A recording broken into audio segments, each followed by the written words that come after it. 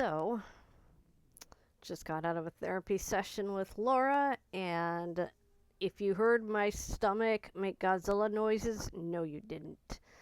Um, I'm gonna eat lunch as soon as I'm done here, but I need to work on being more patient with myself and my trauma reactions because sometimes I will have a trauma reaction just hit me really strong out of the blue, and I get upset and beat myself up over it because it's like, you should be better than this. And trauma is not linear. And you're going to have good days and you're going to have bad days.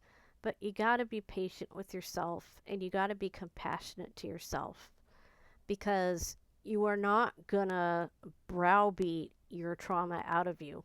That'll just nail it in further. You don't need to do that. Don't talk to yourself like the people who hurt you. Very important point. I'll say it again. Don't talk to yourself like the people who hurt you. I'm going to say it one more time. Don't talk to yourself like the people who hurt you. And I'm still learning how to do that because that's still one of my immediate automatic reactions. And I have to pull myself away and be like, no, we're not going here. Let's reevaluate what happened and figure out how we can fix it if it can be fixed. And does it need an apology? Do I need to make reparations for something I said? Or do I need to just sit with myself with a cup of tea and evaluate what happened and what I can do different next time? Rather than being like, see, look, you screwed up again. It's like, no, I'm learning. Just tell yourself you're still learning. And learning takes time, and sometimes it's lifelong. But I had a really bad trauma reaction at my dad on Friday night. And my sister happened to overhear it because he had accidentally gotten into FaceTime on his iPad and called my sister Marcy. And I was getting in the shower. I was undressing to get in the shower. I wasn't in the water yet. And I heard him yelling, and I thought he was saying, I need you, I need you. So I put my pajama thingy back on and no underwear, but, it was just to be covered up. And I ran into his bedroom, and he's fiddling with his iPad. And I'm like, what's wrong? What's wrong? And he's like, nothing. It's just the iPad. And I'm like, but I thought you were calling me. And he's like, well, I wasn't. And that's when the trauma reaction hit because I'd gotten all hopped up on adrenaline.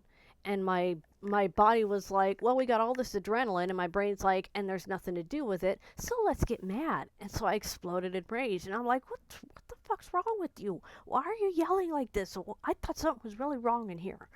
And I didn't know my sister could hear. So anyway, I realized what was happening as it was happening, so I kind of cut myself off, and I'm like, I'm going to get in the shower. Do not yell like that unless there's an emergency. I went and I got undressed, took my shower, took some deep breaths. I smelled my shampoo. I did a whole sensory grounding thing to pull myself back to the present because I was having the memory flashbacks and the emotion flashbacks, and I was going places I didn't want to go mentally. So I pulled myself out of that. And after the shower, I was able to assess that the way I acted was way over the top. So I went into my dad and I did apologize to him. Because I'm like, Dad, I was acting like an ass and there was no excuse. I'm sorry. And he's like, I already forgot about it.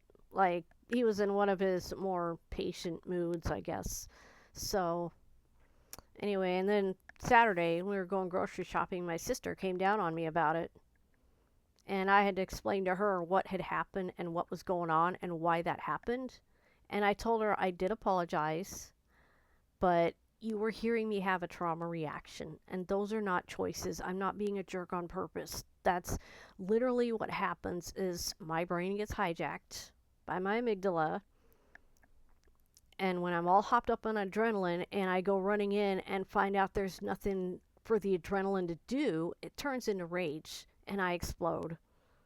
And I don't do that by choice. I don't like who I am when I do that. But I explained this to my sister, and she's like, okay, but that happens a lot. And I'm like, yes, because I'm still working on it. And there are a lot of explosions that didn't happen because I caught them before they got there. That was one that came up before I could even realize it was coming. Because sometimes I feel it rising in me and I can go do self care and then I don't blow up.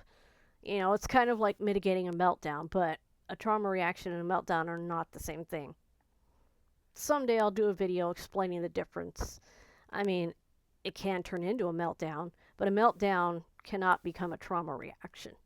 You know, in my case, that may be different for other autistic people with trauma, but anyway, the point is that I'm learning to sense these responses when they come up, but sometimes they come up a bit too quickly. Sorry, I'm being autistic about my cat ears. But sometimes they come up so fast that I don't catch it until it's already in progress. And so what I try to do is try to remember how I felt when it was in progress and see if I can backtrack to where did it start? You know, what was the trigger? What was the spark that started the fire? Kind of a thing. And it was, I heard my dad's voice.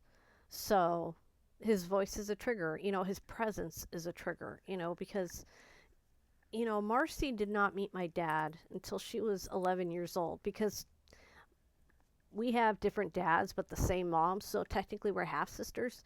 So my Marcy was about 10 and a half, 11 when my mom met my dad and asked him out.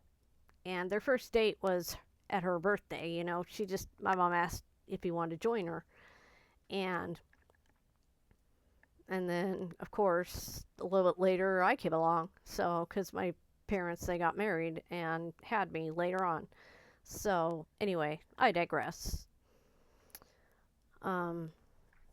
So Marcy didn't grow up with my dad. She wasn't afraid of him the way I was programmed to be afraid of him.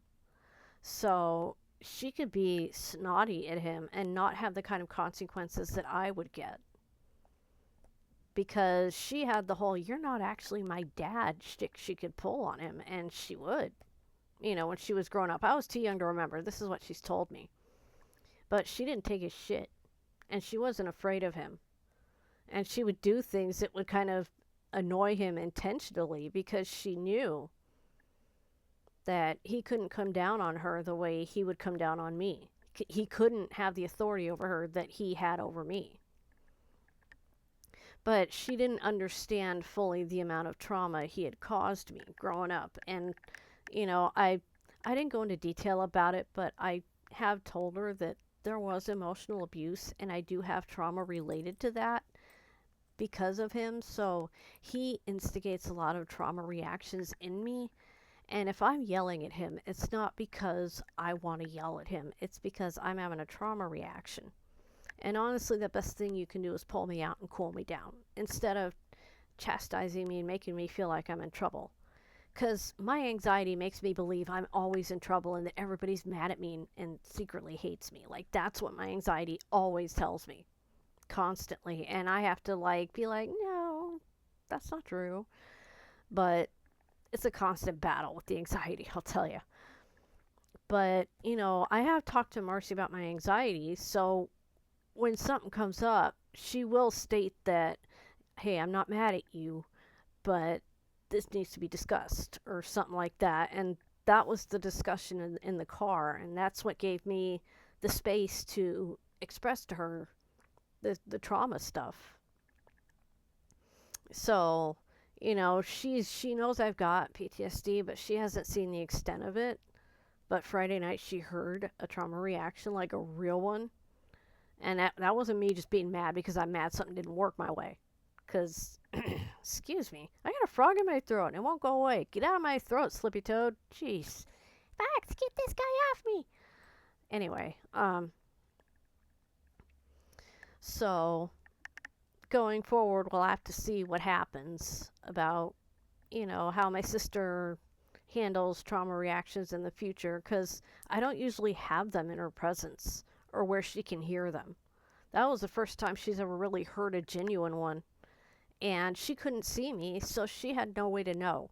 So by explaining it to her, instead of just being constantly defensive, because I even said, I'm not saying this as an excuse, I'm just explaining what happened and why, that there's a reason for that, and I don't do that on purpose, and I don't like myself when I'm like that. So the point of it all is I've got to be more patient with myself, because trauma's not linear. And I'm going to have good days and bad days, and I'm struggling a lot because I am kind of stuck with my dad without much reprieve, and that's making the trauma worse. And I'm getting my periods, so I'm like a lot more emotionally volatile, and it's rough. But I just take it minute by minute. And when I turn this off, I'm going to make myself a cup of soup, one of those Maruchan things, and I'm going to drown my sorrows in noodles. Anyway, love you guys. Take care. Mwah.